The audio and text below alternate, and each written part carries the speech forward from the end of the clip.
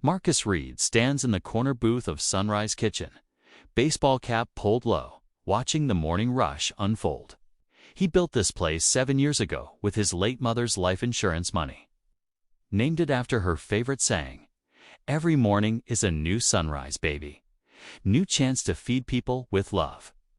Now he's 6,000 miles from home, supposed to be at a conference in London. But an anonymous text 3 days ago changed everything. Check your people before you lose them all. The server approaches his table.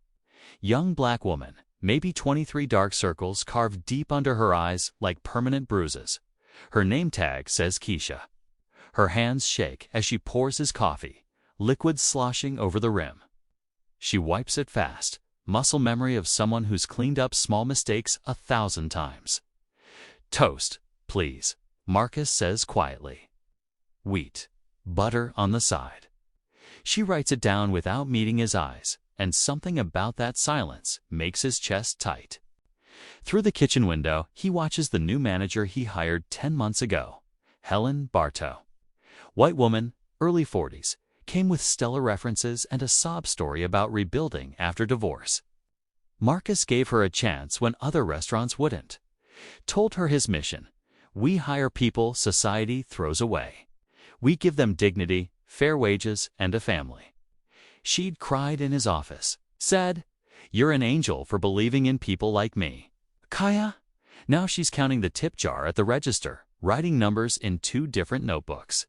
The dining room hums with conversation until Helen's voice cuts through like a blade. "Keisha front." Now every head turns. Keisha's body goes rigid, coffee pot trembling in her grip. She sets it down and walks to the register, each step slow like she's approaching an execution. Helen holds up a $20 bill, voice dripping with false sweetness, loud enough for everyone to hear. Tip jar had $80 this morning. Now it's 60. "Where's my money, sweetheart?" Keisha's voice comes out small, broken. "I didn't take anything, ma'am. I swear." Helen leans close, whispers something Marcus can't hear, but he sees Keisha's face crumble. Sees her look toward the kitchen where a little boy, maybe 5 years old, sits on a milk crate coloring. Her son. Helen follows her gaze and smiles. "Would be a shame if child services heard you're bringing your kid to work because you can't afford childcare. They might question your fitness as a mother." Marcus's hand freezes on his coffee cup. The room goes silent. A white manager just threatened a black single mother with losing her child in front of 20 witnesses. Keisha's shoulders curl inward like she's trying to disappear. "Close tonight and open tomorrow," she whispers. "For our gap, I'll make it work. Just please don't call anyone." Helen pats her shoulder. "That's my girl. Now get back to work before I dock your pay for standing around." Marcus pulls out his phone under the table. It's been recording for 12 minutes. Every word, every threat. Every single moment of this public humiliation. And what he does in the next 60 seconds will change everything Helen thinks she controls. Because some people make one fatal mistake, they forget to notice who's watching. And right now, the man she thinks is just another customer is actually the owner of everything she's about to lose. 3 days earlier, Marcus Reed sat in a Berlin hotel room at 2 in the morning, staring at photos of his daughter's dance recital. Timestamp: 6 hours ago, Atlanta time. He'd missed it again. His ex-wife's text was cold. Maya asked why Daddy loves strangers more than her. I didn't have an answer. The guilt felt like swallowing broken glass. He'd spent 9 months traveling, speaking at conferences about conscious capitalism and second-chance hiring, collecting applause from strangers while his own daughter forgot what his hugs felt like. His phone buzzed. Unknown number. Check your people before you lose them all. The 8th message like this in 2 weeks. Always blocked numbers. Always the same warning. Marcus tried calling back. Number disconnected. He opened his laptop, pulled up the diner's financial reports Helen sent weekly. Subject line always the same. All green, stay focused on your mission. Revenue steady. costs controlled. Everything looked perfect on paper. But Marcus's accountant had flagged something 3 weeks ago. Labor costs up 22% in 6 months, but revenue flat. Either someone's stealing or payroll's broken. Look at this immediately. Marcus had meant to investigate, but then Stockholm happened. Then Berlin, then Amsterdam. 400 business leaders giving standing ovations while back home in Atlanta, something was rotting in the foundation he'd built on his mother's grave. He pulled up employee retention data. 6 months ago, 9% annual turnover. Industry standard. Now, 47%. Nearly half his staff had quit in 6 months. Helen's explanations in her reports: normal churn, better opportunities. Personal reasons: 47% wasn't normal. It was a mass exodus. People were running from something, and Marcus had been too busy playing hero on stage to notice his own house was burning. Another text arrived. She threatened to call IC on Maria's brother. Threatened to report Jamal's parole violation. We're all terrified. Please come home. Marcus's blood went cold. He'd built Sunrise Kitchen on a promise to his dying mother. She'd spent 40 years cooking at a homeless shelter, feeding people everyone else ignored. Her last words in that hospital bed, gripping his hand so tight it hurt. Baby, when you feed people, you feed their souls. Give them dignity. Promise me. He'd built this diner to keep that promise. Hired ex-convicts, immigrants, single parents, people rebuilding from zero. If someone was weaponizing their vulnerabilities, turning second chances into prisons, then everything his mother died believing in was a lie. Marcus booked a red-eye to Atlanta. A TESO conference extended 3 weeks. London next, you good. 10 seconds later, always boss, we've got this. Don't worry about anything. Those words used to comfort him. They felt like a threat. He packed his bag and caught a cab to the airport, still wearing his conference suit. By dawn, he'd be home. And nobody would know he was coming. Marcus's flight lands at 5:40 a.m.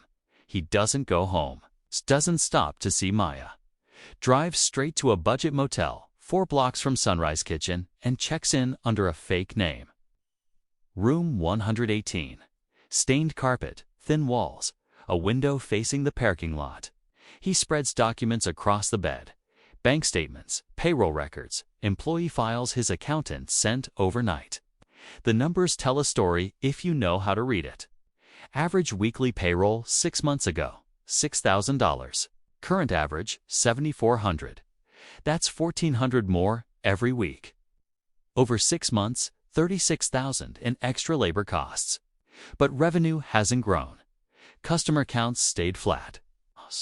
So where is that money going? Marcus cross-references Helen's official payroll reports with the shift schedules she emails him weekly. Every employee shows exactly 40 hours. No overtime, clean records. Too clean. He remembers Jamal Porter, the line cook he hired 2 years ago, fresh off a 10-year sentence. Talented kid who used to work 55-hour weeks because he loved the craft. Told Marcus his dream was opening his own soul food spot someday. Why would Jamal suddenly cap himself at 40?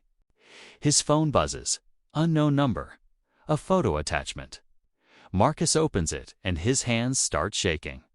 It's the physical scheduling board inside Sunrise Kitchen's back office. Not the digital version Helen sends him. The real one. He zooms in, reads the handwriting. Keisha Brooks, Monday, open to close. Tuesday, open to close. Wednesday, open to close. 72 hours in 3 days. But Helen's official report shows 40. Jamal Porter, Monday 6 a.m. to 2 p.m. Tuesday 6 a.m. to midnight. Wednesday 6 a.m. to 2 p.m. 56 hours. Official report 40. Someone is working them to exhaustion and only paying them for 40 hours. Someone is stealing their wages, their sleep, their lives. Marcus types fast. Who are you? Three dots appear, disappear, appear again. Someone who believed in second chances. For real. Come to the diner tomorrow morning, 7 a.m. corner booth. Order toast. Watch everything. You'll understand. Sue's throat closes. Tell me your name. The response takes a full minute. Not yet. But she threatened to call the police on my son. Said nobody would believe a felon over her. I was scared. But somebody has to stop her. The next message makes Marcus's vision blur. It's Helen. She knows everything about everyone. My son's father has a warrant. Jamal's on parole. Maria's brother is undocumented. She keeps a file on all of us, calls it insurance. Marcus stares at his phone until the screen goes dark. The woman he saved from homelessness, the woman he trusted with his mother's legacy, is running a terror campaign, using people's pasts and fears as weapons. And he's been funding it with standing ovations in Berlin while his employees suffered in silence. He types one more message. What's your name? But the number is already disconnected. Marcus looks at the clock. 11:50 p.m. In 7 hours, he'll walk into his own diner as a stranger. He pulls items from his bag. A faded Braves cap, his oldest jacket with a paint stain on the sleeve, reading glasses he never wears. He'll sit in that corner booth, order toast, and finally see what happens when he's not watching. His phone buzzes one last time. Different number. Thank you for coming home, Mr. Reed. We needed you here. Marcus closes his eyes. Tomorrow morning, he'll find out if he kept his promise to his mother or if he built a nightmare on her grave. Marcus sits in the corner booth, phone recording beneath the table, watching Helen dismantle Keisha in public. His toast arrives late. Jamal delivers it, shoulders slumped, hands scarred from years in kitchens.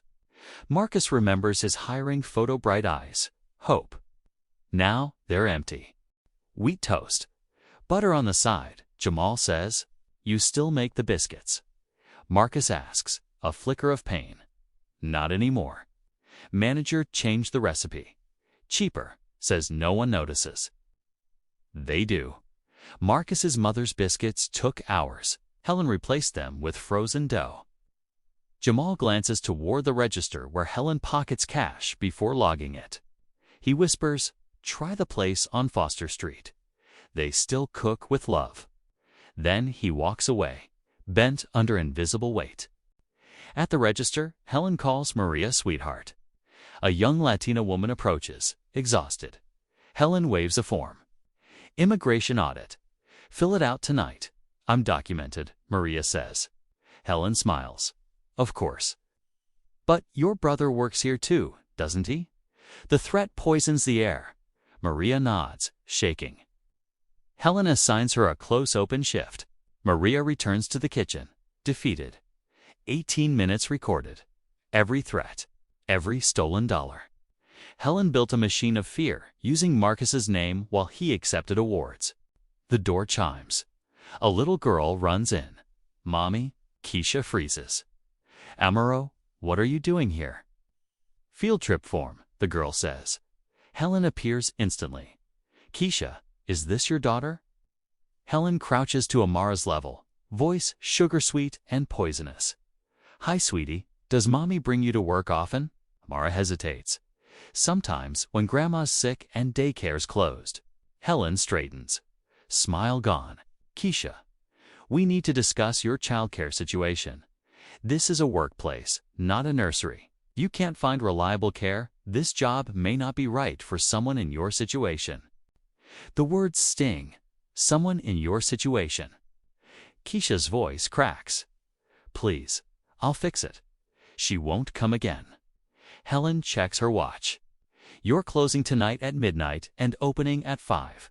5 hours between shifts. You can manage that and childcare, right? It isn't a question. Keisha nods through tears. She signs the slip, kisses Amara's forehead.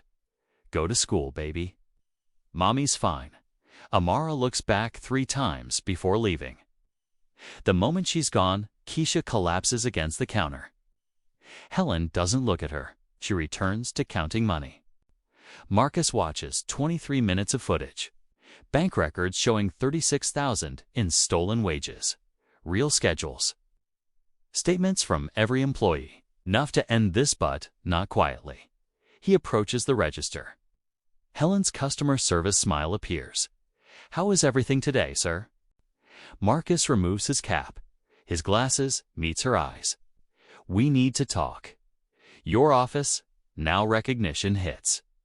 Mr. Reed, you're supposed to be in London. Change of plans." In the office, Marcus doesn't sit. "How many hours did Keisha work last week?" 40. He shows her the schedule. 72. Then the bank records. $36,000 in wage theft. Helen hardens. "I kept this place running. Tough decisions." Marcus steps closer. Threatening ICE, social services, parole. "Who told you?" Everyone. He plays the recording. Her voice fills the room, every threat, every cruelty. "You recorded me. You documented yourself." She pleads. "You saved me, and you turned that mercy into a weapon." Marcus sets a folder on the desk. "You're fired. 10 minutes to leave. Then I call the police." Helen's mask cracks. "You can't do this. I'll sue. I'll tell everyone you abandoned this place and blamed me when it failed." Marcus opens the folder. "Go ahead. I have 18 employee statements. 6 months of falsified payroll. Recorded threats. Bank records proving wage theft.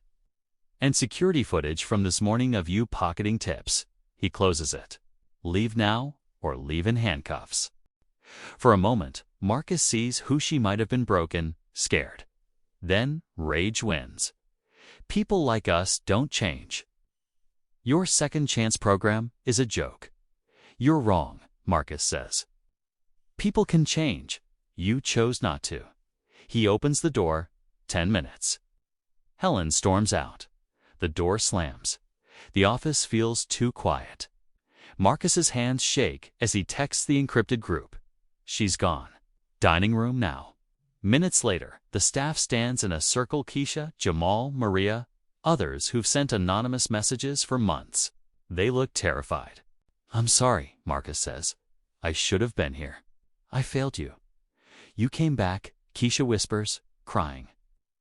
"That's not enough," he says. "Making it right starts now." He hands out envelopes. "Every dollar stolen from you plus 20%. Keisha's check is $7,000. Jamal's $5,200. Maria's $48. They clutch the paper like proof they matter. "I didn't sleep," Marcus says. "You deserved it months ago." "What happens now?" Keisha asks. "We rebuild together." He explains. Sunrise Kitchen becomes a worker cooperative. Long-term staff gain ownership. They share profits, vote on major decisions, and elect a council with veto power including over him. Transparent scheduling. Automated payroll. No overrides without approval. "You're giving us power over you," Keisha asks. "I'm giving you protection," Marcus says. So this never happens again. They build more rules together. Fair scheduling, profit transparency, anonymous reporting, zero tolerance for exploitation.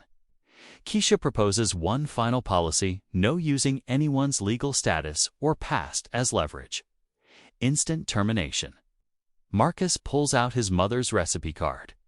"We're going back to the original recipes. Real butter, no shortcuts. We're not trading dignity for profit." They nod. That night, Marcus kneels in front of his daughter. "I know I've been gone. I'm here now. I promise."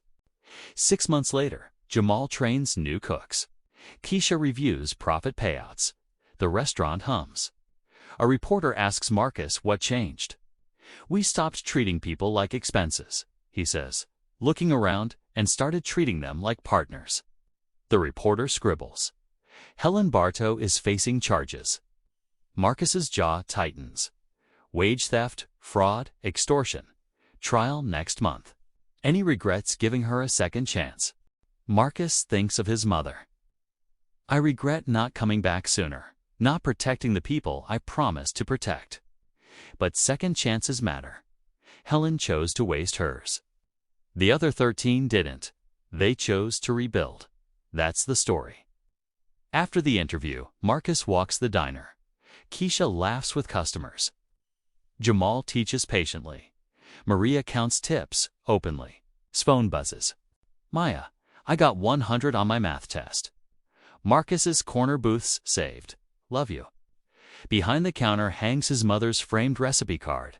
Feed people with love. He once chose applause over action. Not anymore. Keisha approaches. Council meeting in an hour. Hiring policies and profit sharing. I'll be there. As a member, she says. As a member, Marcus replies. She hesitates. Thank you for coming back. Thank you for not giving up. The council meets in the former office now labeled community room. Marcus's proposal is voted down. He raises his hand anyway. Motion carries.